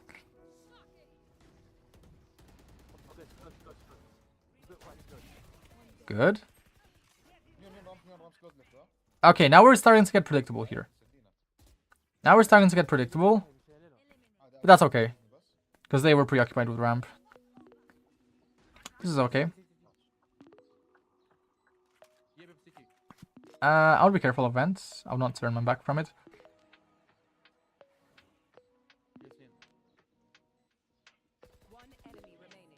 Just play with the team. Like, to be honest, I'm calling that really late. You need to play with the team basically like here. Like after you're reloading, you can't really fight mid-vent. Now, like just go to your Sage, Neon, like literally walk to them, because there's like a moment when you could die. Like if an enemy is ratty, they could have been right under you the entire time. You don't know that. Or they could have walked there now, right? They could be under you right now, ready to peek you, and then you die. But yeah, otherwise, again, good round. I like the round a lot. I like this gameplay a lot. Even if it is like really low elo, it's still really good. We're mostly making the right decisions. It's just there's obviously the probability that we're just making those decisions by pure accident, by pure chance. I'm talking about like the entire team and where we're pushing and stuff like that.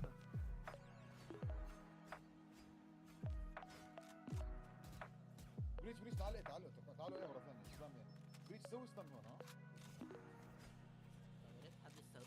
Also, because this is over Discord, I don't really know who's talking. It's not it's not. I don't know what the language is, but I can make out some of it if I at least knew who was talking. But yeah, again, we're like really late. We need to be with our neon now. We need to pay attention to the minimap more in the pre-rounds, especially. We need to start with the team like consistently, not this shit. Okay.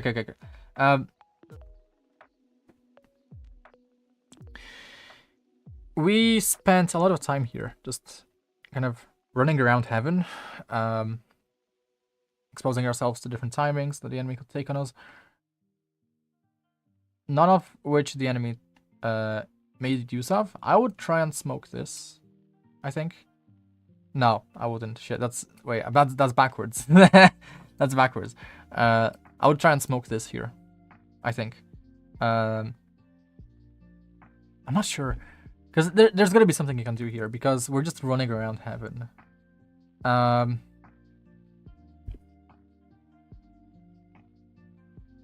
Because we're running around aimlessly, like, what can we do instead? Like, just not run around aimlessly, just... just go B. The protocol here is we go rope. If there's like 2 enemies on the A side, 3 enemies, 3 enemies, go B through the vent. This is perfect. Probably not. Yeah, I'll just push up to D. This is fine. I just push up to D. I'm saying push up to D because we have kind of a timing here, but now we lost the timing, which is fine. Because we have our breach with us and we're healing.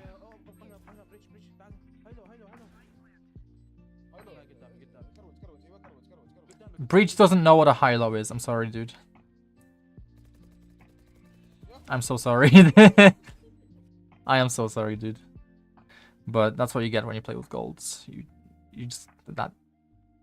Yeah. You're talking alien language to this dude.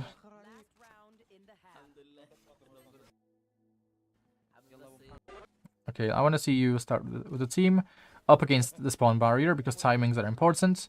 Because we have a Neon who's pushing up ahead, which is amazing, we want to be able to back her up as much as possible. So stand up against the spawn barrier. Okay, the plan is to play slow here. Okay, nice. We are really trying to win this, which is good. But we are introducing the mid flank. I don't know why Breach is in our spawn. Like, this is already not great because our Breach... He's holding for the slower flank. He's holding for the flank that's gonna happen once a century. We need to be holding sewer. Like, maybe Breach is gonna hear someone going down mid, but maybe he's not. So yeah, and we're aware of the threat, which is good.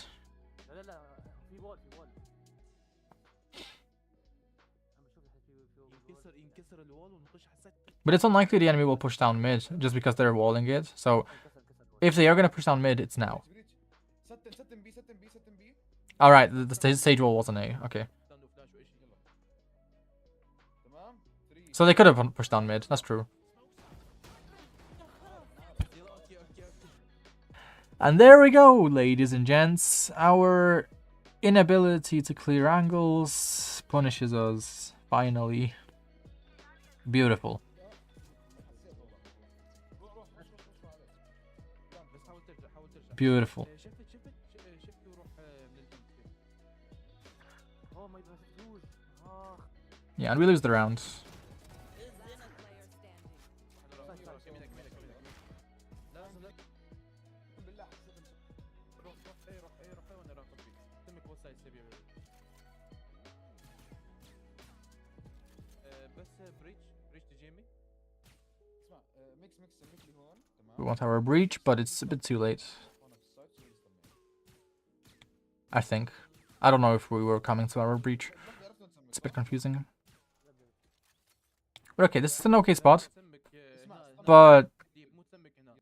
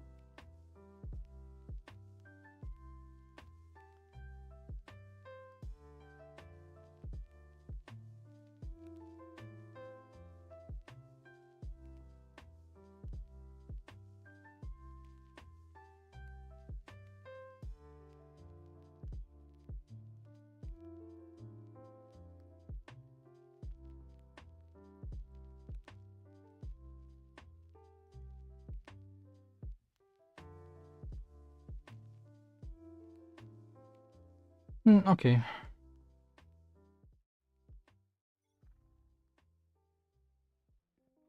عندي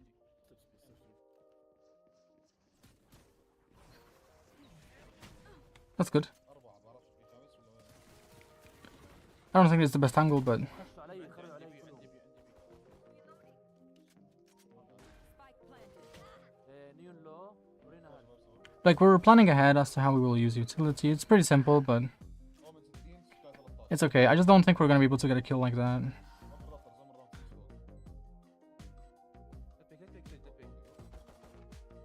Um,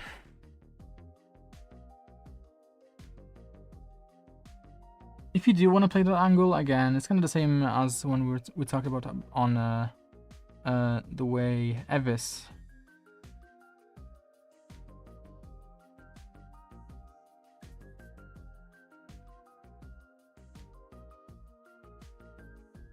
The way Evis the way Evis was holding, like again, you just need to hold wider. Like this is the same issue as usual. We're using dash when we're behind cover. We can literally go out into the open. Like, I do not care that we're gonna die. Swing this shit. Swing this shit, get one, dash away. Smoke yourself then. Fall back side. Play behind the cover. If the enemy does run at you with a shorty, you have cover to fall behind. And then maybe teammates are gonna come with you. If you're really desperate, you can smoke yourself off and kind of live for even longer.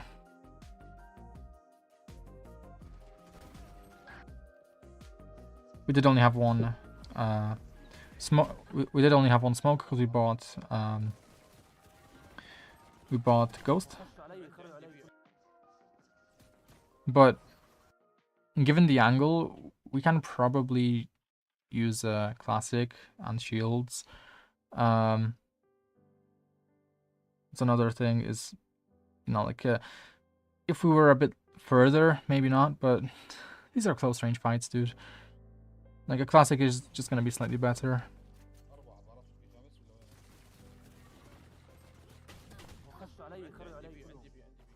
The enemy Neon even had a shorty, see? Like, isn't this, you know, like a proof that like close range like fights are happening here, you know? Like, I know that like you were low HP, but she still dealt quite a lot of damage, you know? With the shorty, mid-air, so something to keep in mind is that you don't always need to buy a Ghost if the fights are going to be close range. The right click on the classic is really good, like really strong.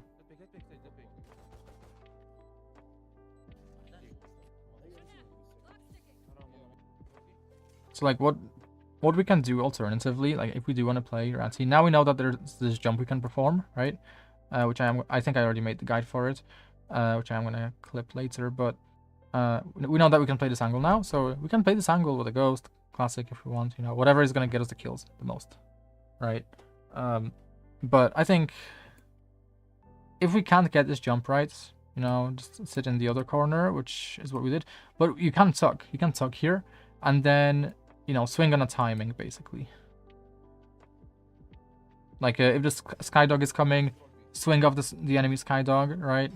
And then dash away, because then you're probably going to get stunned, and then it's going to be more justified to sit behind cover with a dash popped, because you're going to be stunned, right? And the enemy is going to bum rush you, so that's when it makes sense. And also, with a dash, you might be able to dodge the enemy Skydog, so that's another thing. So we can use, you know, kind of later timings to peak. We don't need to be holding right off the bat. And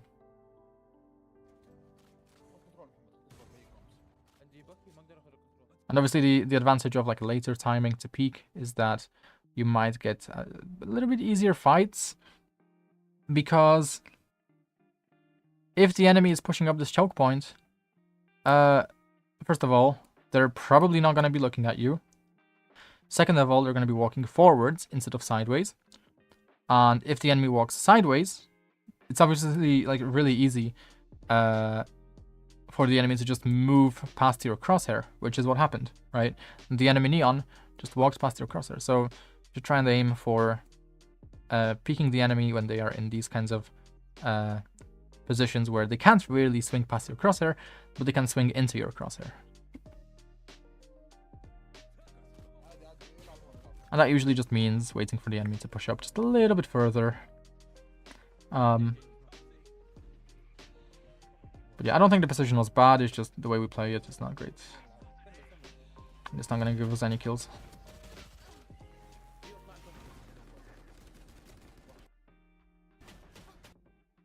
This is our eco, so we shouldn't expect much, but If we get like 1 kill, it's gonna be fine. Where did the enemy Omen come from? I don't know. Let's just move past this round, because it's an eco. We should have 5-stacked the A side, but it's whatever.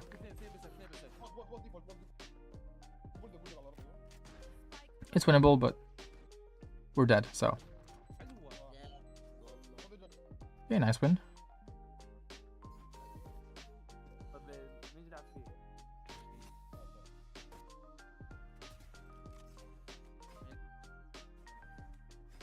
If we're gonna use Guardian, why don't we, you know, take up the longest angle? This is not the best fight for a Guardian here. Like, look at the disparity. Your Neon has a shotgun. You have a Guardian. Why don't you buy a shotgun as well? Double Judge is insane in this area of the map when you think about it. Like, if a smoke goes down, double Judge spamming this line here would be insane. Like, you probably get a kill just without even needing to see the enemy, just through the smoke. And another thing is Neon stun. This is nice. This is nice. Taking the orb.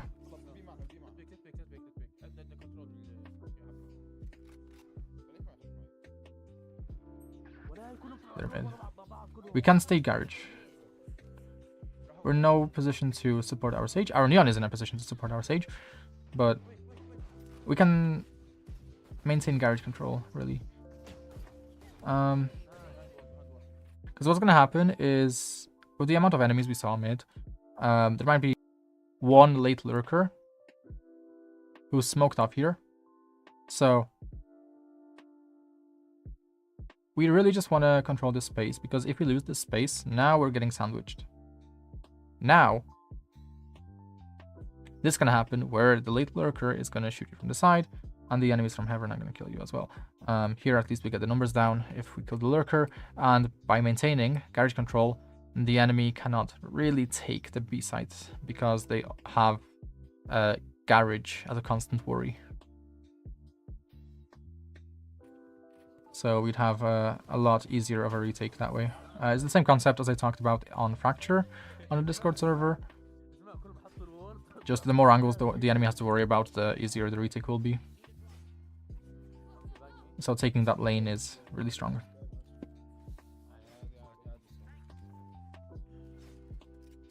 Yeah, the Neon definitely should have gone unsupported the Sage, because they actually have the speed to do that. And the weapon too. Like, obviously, like the male angles, they're all like very judge friendly, so.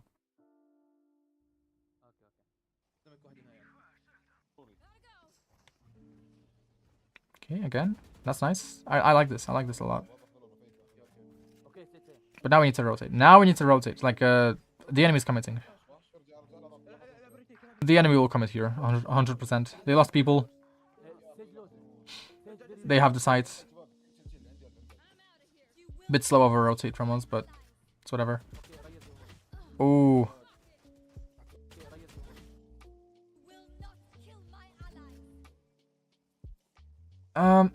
Our cross replacement is pretty high. I know that we probably expected people to be close to us, because we were so late. But typically speaking, it is better to hold the further angle. The enemy is rushing the A site, presumably. They are not rushing the heaven. So it still kind of justifies to just hold the further angle and then body shot any enemies that may be a little bit too close to us than we expected. But this way, you're not winning in any way. You just held too high. And also, you maybe peaked a little bit too fast, because you have your Neon with you.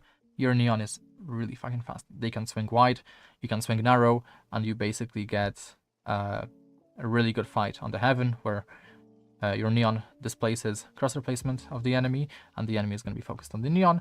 And at that time, you can swing narrow and take care of these guys, maybe from close boxes here. And you're just going to get a much better fight that way. But you're already set out to lose the round, just because 2 of you died on the A side.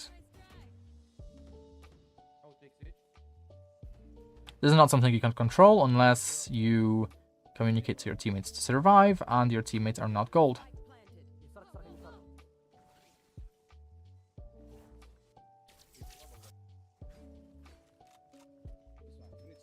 I would like to see you play with your Neon a bit more often. This B thing you're doing is great, but the enemy does keep hitting A, so... Your teammates seem to be making some plans, however, to stop the enemy from hitting A, so that's nice. But as long as the A works, the enemy will keep going A. I know that's not like statistically probable, but it's something that you can also read by the fact that, for example, the enemy Reyna layer is going down.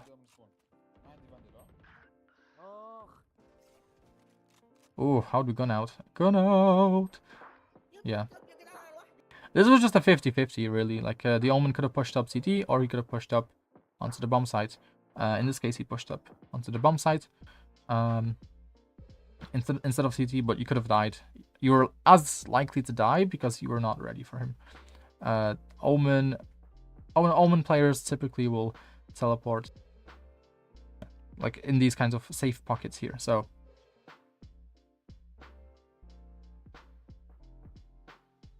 They're gonna have like this smoke just completely covering them, and then they can teleport into the safe pocket and play from there, basically. Very nice and common play, really. So yeah, this is another thing to kind of watch out for from Omen players in particular.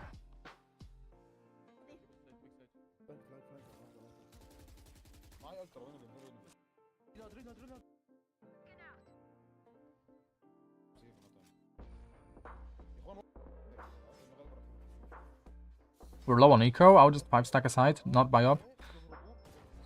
I would buy like a cheaper gun, maybe a Bucky.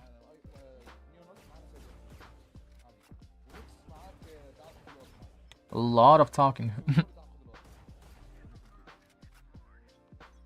We have a breach ultimate for retake.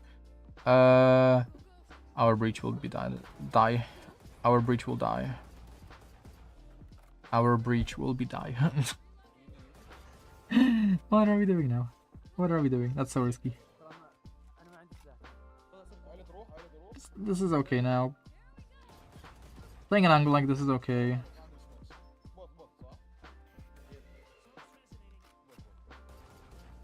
Like for this situation, it's okay because we have teammates.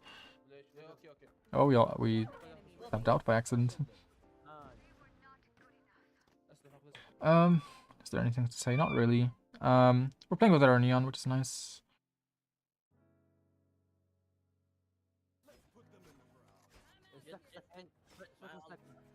Good damage, good hold. I don't know, there's not much else to say, like...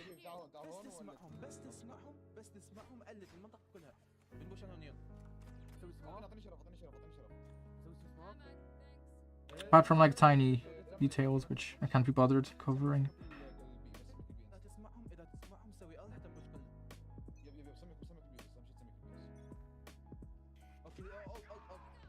Oh! We're pushing that? Oh!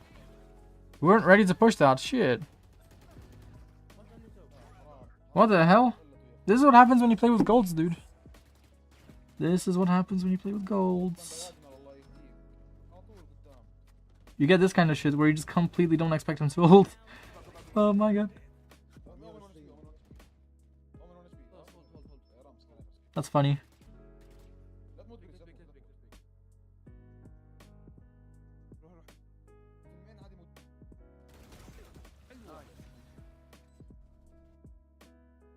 Yeah, no, number one issue, you're playing with gold. Number two issue,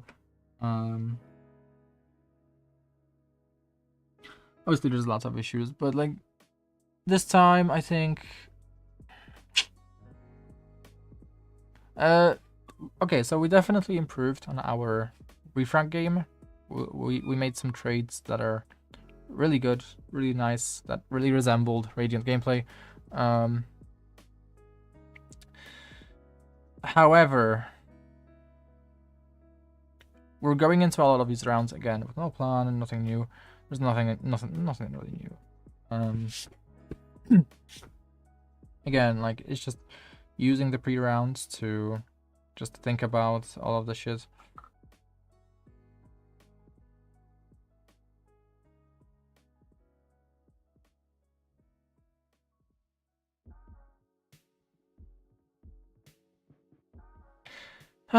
Okay, I'm gonna take a break. That surprisingly didn't take that long. It did not take that long. It's an okay VOD. I think a few issues got highlighted, but it's a problem that we're 5-stacking for sure. It's not the best thing for improvement, even though obviously still things we can do to improve here.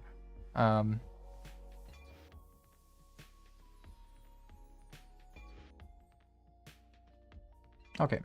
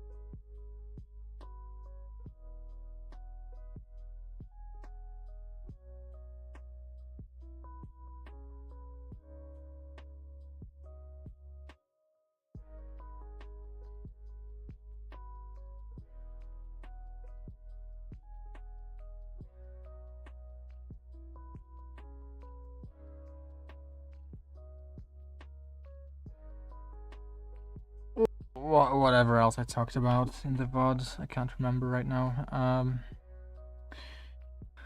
There are too many disruptions. Okay.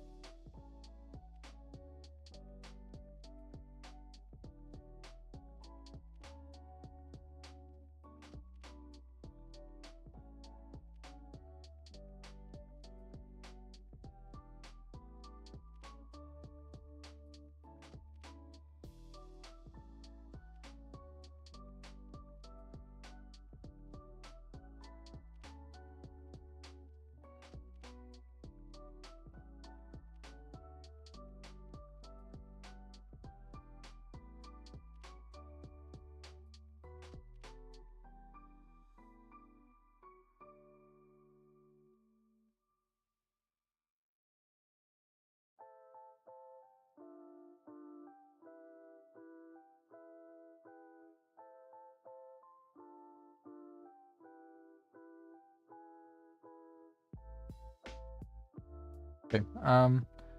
So this is from the these are the objectives from the last VOD, I believe. Apply the king. So this doesn't really apply that much on split in particular. Prioritize the objectives. Stop letting teammates go be shortened by attack and clear the site for the team. So this is we didn't clear the site as much, but we did prioritize the objective quite a lot.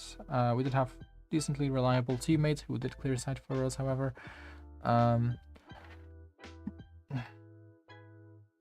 Prioritize with teammates and slow person. It's the option. So yeah, this is another thing that I fucking loved, is that we didn't really solo push things, but there were times when we should have. So that's another thing that we should kind of look into, is when should we solo peek, or like when should we play in a way that, you know, exposes us to risks without our teammates nearby.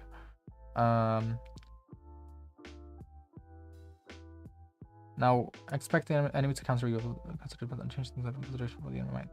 Like they do. The most scary thing is that you do need to let the enemy fuck you up at least once for you to know what to expect from the enemy exactly. We're starting very passively still in the garage area on defense.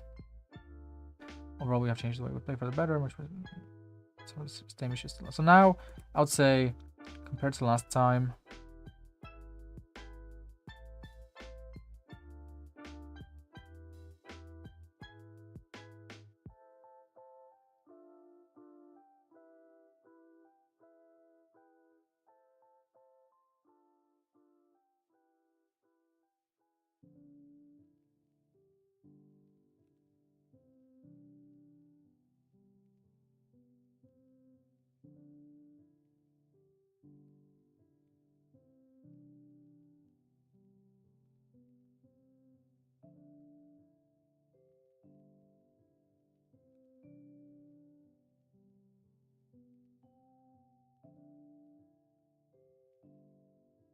let's see, did we fix 5 out of 6 of the points? This doesn't really apply, so it's 4 out of 5 that we need in that case. 1, 2, 3, 4, 5. Prioritize the objectives to letting the team go. Clear the site for the team. Clear the site for the team. So I would say we mostly passed the prioritizing the objective one. I didn't really see us going, for example, A heaven when we didn't need to, so that's great. We were mostly prioritizing the actual bomb site. Whether that is by accident or not, you know, I don't know. Sometimes there are gonna be games when your team just for whatever reason wants to go heaven instead of the actual bomb site. So hopefully that was not by accident. Hopefully there was like a comm for that. But prioritize playing with teammates. Don't solo push things if team play is an easy option. So this is another thing that I think was great. Is that yes, we did prioritize playing with teammates. So again, pass number 2 is we have prioritized playing with teammates. Now we need to see how can we maximize the value that we obtain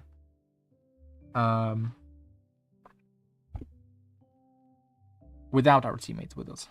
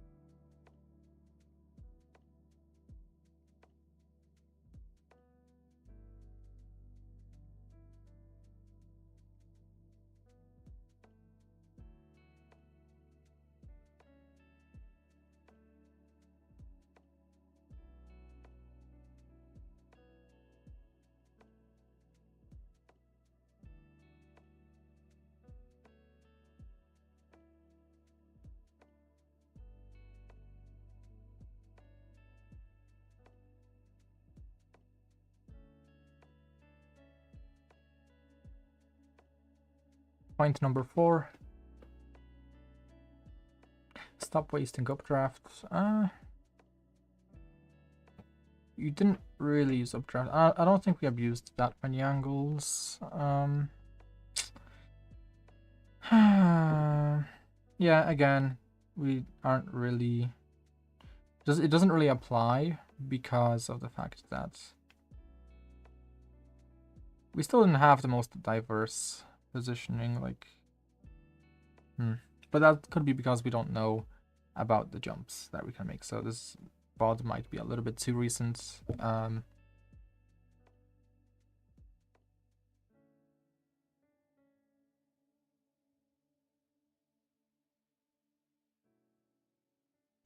Okay.